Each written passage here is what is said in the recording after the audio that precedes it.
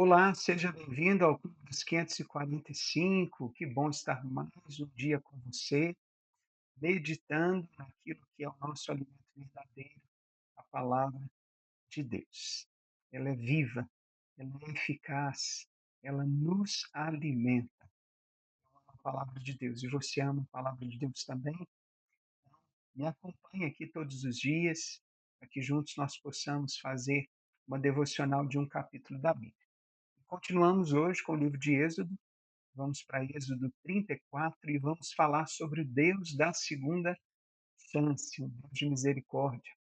O verso de divisa, o verso-chave, o verso 10, diz assim: Então o Senhor disse: Eis que eu faço uma aliança diante de todo o seu povo, farei maravilhas que nunca foram feitas em toda a terra, nem entre nação alguma, de maneira que todo este povo em cujo meio você está.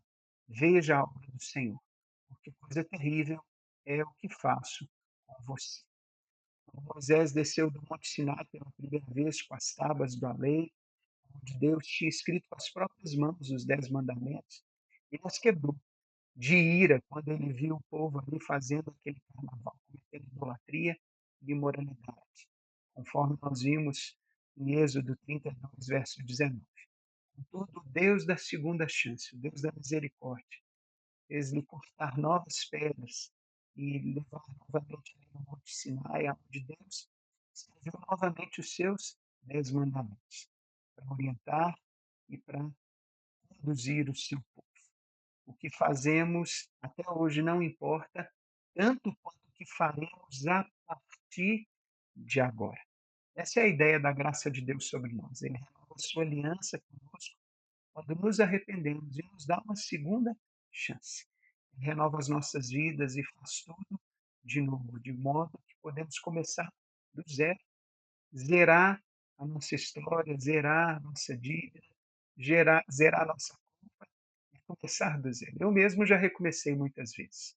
O Senhor me alcançou com sua misericórdia, me dando a chance de um novo começo. Me arrependi dos meus pecados. O Senhor me mostrou que o Senhor, sabe, disse: "Olha, isso não é assim, Mateus, não, não pode ser desse jeito". Mesmo depois de eu entregue minha vida para Ele, eu ter me convertido, ter sido batizado, o sentimento que houve em mim foi de alívio, de um novo começo. Nós retomamos a nossa jornada, de andar nos caminhos de Deus. Descobrimos algo que Ele nos revela, que não devemos fazer, o que devemos abandonar, melhorar. Ele nos promete a terra prometida. É claro que quando a nossa vida terminar, nós vamos viver no paraíso. Vai ser perfeito. Seremos reconstruídos e viveremos ao seu lado na sua glória. Mas a terra prometida, nos dias de hoje, é uma vida de descanso nele. É uma vida de shalom, nada quebrado, nada faltando, nada fora do lugar. Ou seja, Ele sara as nossas feridas, Ele nos completa com sua paz, Ele nos dá propósito de vida. Deus renova a sua aliança e promete nos limpar de tudo que impede o seu agir em nós e que nos afasta do seu amor. Ele quer habitar plenamente nos nossos corações. Por isso que não há espaço para duas coisas: sentimento de Deus, sentimento do mundo. Pensamento de Deus, pensamento do mundo. Nós precisamos decidir. E para a gente poder seguir esse caminho, nós precisamos ser curados das nossas feridas, resolver os nossos conflitos, abandonar os pecados que nos afastam de Deus. Essa é a terra prometida para os nossos dias. Como diz no texto de hoje, Ele é Deus zeloso, no verso 14, e ao renovar sua aliança, vai exigir de nós também fidelidade. O nosso compromisso com Deus vai revelar se o amamos de fato, ou se apenas estamos interessados em sua proteção ou nas suas bênçãos. Ele disse ao povo que, à medida que eles conquistassem a terra dos inimigos, eles não seguissem o costume destes povos, os povos pagãos, seja fazendo aliança com eles ou se prostituindo como os deuses deles permitiam. A aliança que Deus faz conosco, entenda, é uma aliança bilateral, ou seja, de um lado e de outro. Ele não quer competir pelo nosso coração. Ele quer a nossa fidelidade. Ele te guarda, ele quer te restaurar, mas ele também quer que você entregue a sua vida. É interessante pensar que depois que Deus renova a sua aliança conosco, ele fala das 3 festas aqui, né, que ele diz para aquele povo: "Comemorai". Todo casamento pede festa. Deus é o Senhor das festas. Não as festas do mundo cheias de bebedices, prostituição e confusão, mas festas santas, onde podemos nos alegrar. Como crentes no Senhor Jesus, precisamos fazer festa, celebrar a nova vida, celebrar Jesus, celebrar os acontecimentos que mudaram a nossa história, sabe?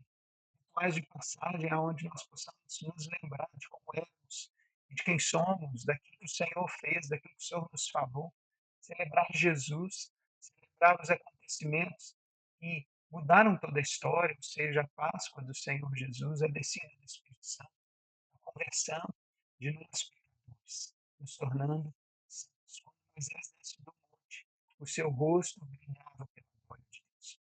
Mas com o tempo, a Bíblia fala que o seu rosto parou de brilhar. Mas Moisés continuava a usar um véu.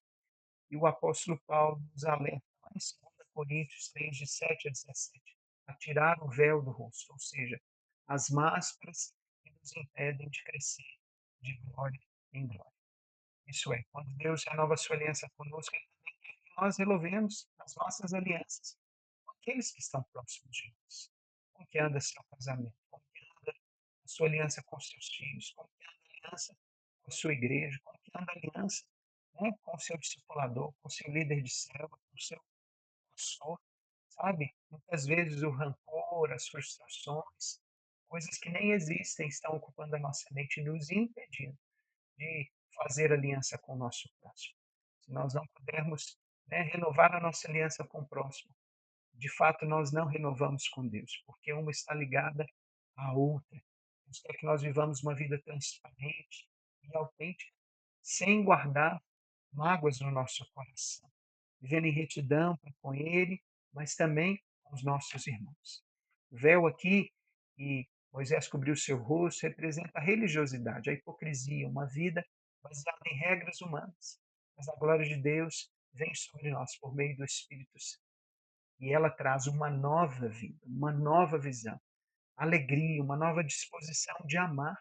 Queridos, quantas vezes eu precisei pedir do Senhor que renovasse o meu amor pelas pessoas, pelos familiares, pelos irmãos em Cristo.